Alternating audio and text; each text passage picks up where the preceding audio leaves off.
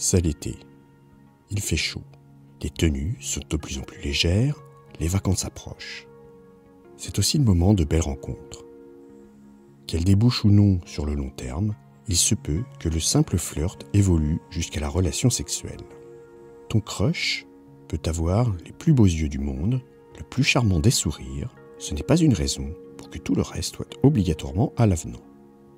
Ainsi, dans cet article, je vais te parler d'hygiène et de protection des MST et IST pour passer un bel été, et plus d'ailleurs, sans stress. Car non, il est fort peu probable que le ou la partenaire avec qui tu vas coucher soit resté abstinent pendant les 3 derniers mois depuis son dernier bilan sanguin clean. Donc, il est indispensable de prendre les précautions qui s'imposent. Commençons par l'hygiène, car si tu la négliges, c'est par là que tu vas pouvoir incommoder ton ou ta partenaire. L'été notamment. La chaleur fait fortement suer le corps. La sueur, quand elle sort du corps, est généralement peu odorante cependant. C'est en s'oxydant et en étant attaqué par nos bactéries présentes naturellement sur notre peau que des molécules odorantes vont se dégager. Les zones fortement touchées par la transpiration sont principalement les aisselles, l'aine, les pieds à cause des chaussures, le dos, la nuque, surtout chez les femmes ayant de longues chevelures, et le visage. Lorsqu'elle est abondante à cause de la chaleur, celle-ci aura très vite tendance à sécher et à laisser sur la peau une pellicule collante et grasse peu agréable. Les Parisiens le savent bien d'ailleurs, quand ils empruntent le métro bondé en pleine canicule. Pour éliminer cette transpiration, la douche s'impose et il est nécessaire de se l'imposer plusieurs fois dans la journée s'il le faut. Je ne vais pas te donner de conseils quant à la fréquence pour te laver. Chacun déterminera ce qui lui convient le mieux par rapport à ses activités, sa région, de l'époque de l'année et de ses habitudes. Cependant, le minimum syndical serait d'au moins une douche par jour et un brossage de dents après chaque repas. Se sentir frais est important pour pouvoir sereinement aborder une relation intime avec quelqu'un. Il n'y a rien de pire que d'entamer un corps à corps amoureux en sachant que notre hygiène risque de laisser à désirer. Tu n'as certainement pas envie de voir une expression de gêne ou de dégoût chez ton ou ta partenaire lorsqu'il va approcher une zone de ton anatomie. Au mieux, si cela est possible, une douche rapide avant toute relation est juste souvent magique. Non seulement cela va te permettre de te sentir en toute aisance, mais en plus, cela te permet de pouvoir apporter une petite touche de sensualité en apposant délicatement une crème parfumée sur ton bras ou une touche d'eau de toilette sur le haut de la poitrine. Attention cependant à ne pas trop récurer. Non seulement la peau est fragile, elle a besoin pour ne pas être agressée d'avoir un petit voile gras qui évite les attaques des champignons et des bactéries. Le savon ayant le malheureux pouvoir de décaper fortement cette barrière naturelle protectrice. Il ne faut donc pas l'utiliser trop souvent dans une même journée. Pour les muqueuses, c'est encore plus vrai. Même lavée, la peau garde une odeur qui est propre à chacun. C'est notre signature olfactive. C'est d'ailleurs ainsi que les chiens arrivent à suivre la trace d'une personne en particulier lorsqu'ils sont dressés à cela. De même, chez chacun, les organes sexuels ont d'ailleurs une odeur un peu plus marquée. C'est aussi tout à fait normal. Attention cependant, si l'odeur est vraiment forte et inhabituelle, il se peut qu'il y ait un problème et il est recommandé de consulter un médecin rapidement. Même si ta propre odeur ne te semble pas agréable, il ne faut pas oublier que c'est pour ton ou ta partenaire un des éléments qui va éveiller ses sens. Or, l'odorat, même s'il s'est fortement émoussé dans notre espèce avec l'évolution, passe par des zones primitives du cerveau et peut faire naître de grandes sensations. N'as-tu jamais expérimenté, comme Marcel Proust avec ses madeleines, de ressentir un parfum qui d'un coup ramène à ta mémoire de nombreux souvenirs que tu croyais enfouis? Généralement, ton ou ta partenaire aimera ton odeur personnelle, que ce soit celle de ta peau ou celle de ton sexe, si tu gardes une bonne hygiène. D'ailleurs, les parfumeurs l'ont bien compris en te permettant d'associer leur parfum à ton corps. Pour terminer sur l'hygiène, avant de passer sur un sujet encore plus préoccupant que sont les MST-IST, il faut retenir qu'une bonne hygiène permettra aux deux partenaires d'être parfaitement en confiance avec leur corps en vue d'un rapport sexuel quel qu'il soit. Quant à toi, il te sera certainement aussi plus agréable de te blottir auprès d'un corps doux et sans odeur peu engageant. Est-ce que l'affaire Nacho Vidal te dit quelque chose? Si ce n'est pas le cas, tu peux lire l'article que je te mets en lien ci-dessous. Tu constateras que même dans le milieu professionnel du X, les acteurs et actrices, pourtant très surveillés médicalement, peuvent tout de même se faire contaminer. Tu dois donc, sans toutefois tomber dans la paranoïa la plus totale, prendre tes précautions lors de tes rapports sexuels. Je te propose de commencer par comprendre les risques potentiels liés à un rapport non protégé entre deux partenaires. On parlait il y a bien longtemps de maladies vénériennes, puis de MST pour maladies sexuellement transmissibles, pour parler des maladies qui pouvaient être transmises par des pratiques sexuelles. Aujourd'hui, la norme est d'utiliser l'acronyme IST pour infection sexuellement transmissible. Cela correspond à un rapprochement avec le langage international qui utilise l'acronyme STI pour Sexually Transmitted Infections. Les IST représentent toutes les maladies visibles ou non que l'on peut se transmettre lors de rapports entre individus. Parmi les IST, on retrouve les champignons qui vont causer principalement des démangeaisons ou des douleurs pendant les rapports. Ensuite viennent les bactéries qui peuvent donner des maladies comme la syphilis, la gonococcie, la chlamydiose, etc. Puis, la famille des virus, comme le sida ou l'hépatite B et C, l'herpès ou encore les verrues, qui vont pénétrer à l'intérieur de tes cellules jusqu'à parfois y rester à vie. Les symptômes sont variés. Ça peut aller de l'écoulement, des démangeaisons, des brûlures, des pertes, des saignements, des douleurs, des éruptions cutanées, une infection pulmonaire, de la fièvre, etc. Il est toujours urgent de consulter un médecin en cas de moindre doute. Il faut également avertir tes partenaires avec lesquels des rapports non protégés ont eu lieu pendant la période d'incubation que te donnera le médecin.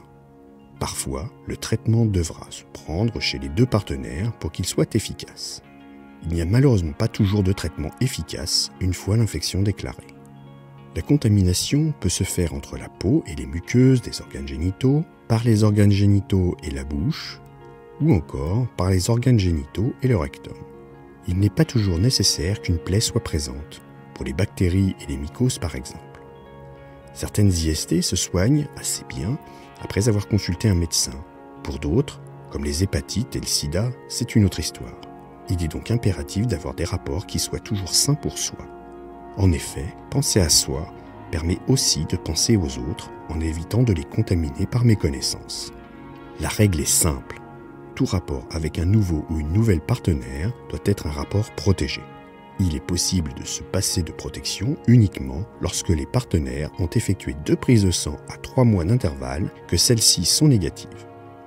Je dois ajouter, pour que cela reste valable, que les deux partenaires ne doivent bien sûr pas avoir de relation avec d'autres personnes sans s'être elles-mêmes protégées. Sinon, le risque reste entier pour tout le monde et le protocole de vérification est à refaire. Il vaut mieux le petit désagrément qu'apporte la protection plutôt que de courir un risque qui peut aller de la simple démangeaison en passant par la destruction des reins, de stérilité, voire même jusqu'à la mort. Ce n'est donc pas un sujet à prendre à la légère. Pour ce qui est des protections sexuelles, il n'en existe de fiables à ce jour que 2, l'une étant plus contraignante que l'autre. Les 2 sont des préservatifs. L'un est une version masculine, l'autre une version féminine. Le préservatif masculin est de loin le plus utilisé. Il est bien sûr à usage unique. Il possède une date limite à partir de laquelle il ne faut pas l'utiliser pour se protéger. Le latex devenant poreux passé cette date. Elle est inscrite sur l'emballage. La technologie a permis aujourd'hui de réaliser des prouesses en termes de finesse. Ils sont tous extrêmement fins et donc bien plus confortables que ce qu'il y était possible de faire avant. Ils s'enfilent très rapidement juste avant l'acte et bien entrepris, ils ne coupent pas l'élan des partenaires. Il existe plusieurs tailles. Messieurs, inutile d'acheter la taille maximale. Non seulement c'est contre-productif car le préservatif peut risquer de se déchirer ou de glisser du pénis et rester dans ton ou ta partenaire. Non seulement le risque de contamination potentielle dans ces cas-là n'est pas nul, mais en plus, il va être nécessaire d'aller le chercher au fond de son intimité. Ce qui importe principalement, ce n'est pas vraiment la longueur, mais la largeur du membre à couvrir. Je te mets ci-dessous un lien qui te permettra de déterminer la taille appropriée par rapport à ta verge. Un préservatif, c'est comme un pantalon. Il faut le choisir à sa taille, sinon on est un guignol quand on le porte. De ce fait, la responsabilité de l'achat du préservatif devrait donc revenir aux partenaires possédant un pénis. Cependant, pour les partenaires possédant un vagin, je recommande également d'avoir à disposition quelques préservatifs qu'il faudra toutefois renouveler en fonction de la date de péremption afin de pallier au manquement des partenaires masculins qui sont bien trop souvent légers sur ce point. Plus contraignant, le préservatif féminin doit être mis en place avant le rapport sexuel. Cependant, contrairement au préservatif masculin, il peut être mis en place plusieurs heures avant celui-ci. Il est plus épais que le préservatif masculin et, de mon point de vue, bien moins esthétique. De plus, il est beaucoup plus cher. Comme son homologue masculin, il ne peut être utilisé qu'une seule fois. C'est au partenaire possédant un vagin de l'acquérir et de prendre soin de le mettre en place, ce qui n'est pas toujours très simple. Il est donc plus contraignant et souvent moins agréable que le préservatif masculin. Pour terminer sur les barrières de protection, il existe des digues buccales pour se protéger lors des rapports oraux. Car oui, il est possible d'attraper certaines IST par la bouche. La digue buccale s'adresse aux partenaires voulant s'occuper avec leur bouche de la vulve ou de l'anus de leur partenaire. Pour s'occuper d'un phallus, il est préférable d'utiliser un préservatif masculin. Je vous accorde que ce n'est pas très glamour et casse un peu la magie de l'instant. De plus, coups de langue sont moins bien appréciés de ce fait. Quoi qu'il en soit, le plus important dans le couple, c'est de communiquer et de rester honnête avec ses partenaires. La méthode de protection doit être abordée entre deux nouveaux partenaires dès que l'engagement tend à découler sur une relation sexuelle. Il est important de ne rien commencer tant que les deux parties ne se sont pas mises d'accord sur la protection à mettre en place et qui l'a en poche. Quand on est en boîte de nuit, c'est pas simple, mais c'est vital. Par la suite, il sera aussi nécessaire, quand la relation devient stable et durable, de continuer à communiquer sur l'évolution souhaitable de la protection. À quel moment faire un dépistage ensemble et s'il est ou non souhaitable de passer à des relations non protégées. Pour terminer avec cet article déjà bien long, je ne peux que te conseiller d'être totalement honnête avec tes partenaires. Si tu te sais contagieux, contagieuse ou contaminé, préviens ton ou ta partenaire. Il lui reviendra alors la décision de poursuivre l'acte avec la protection de son choix. Contaminer quelqu'un alors qu'on est conscient de son mal peut être puni devant les tribunaux. Et surtout, si tu es dans un couple libre, ou bien que tu vas de temps à autre voir ailleurs, surtout, protège-toi pour ne pas contaminer ton partenaire avec lequel ou laquelle tu ne mets pas de protection. Avec tous ces conseils, un très bel été s'ouvre devant toi. Garde en tête qu'en matière de protection, il ne faut jamais rien prendre à la légère. Si tu suis consciencieusement les bonnes pratiques, il est certain que tes relations sexuelles n'en seront que plus détendues et plus plaisantes. Je t'invite d'ores et déjà à t'inscrire à la newsletter, dont le lien est ci-dessous, pour recevoir un e-book sur les 7 péchés capitaux à ne pas commettre en couple, ainsi qu'un complément sur l'article de la semaine. Merci d'avoir écouté cette vidéo. Pour aller un peu plus loin et rejoindre le cercle des fins connaisseurs pour une sexualité épanouie, je te conseille de t'abonner à la newsletter. Tu retrouveras l'article complet, il te donnera plus de conseils et des astuces. Abonne-toi à la chaîne, active le petit pouce bleu, éventuellement ajoute un commentaire et à bientôt.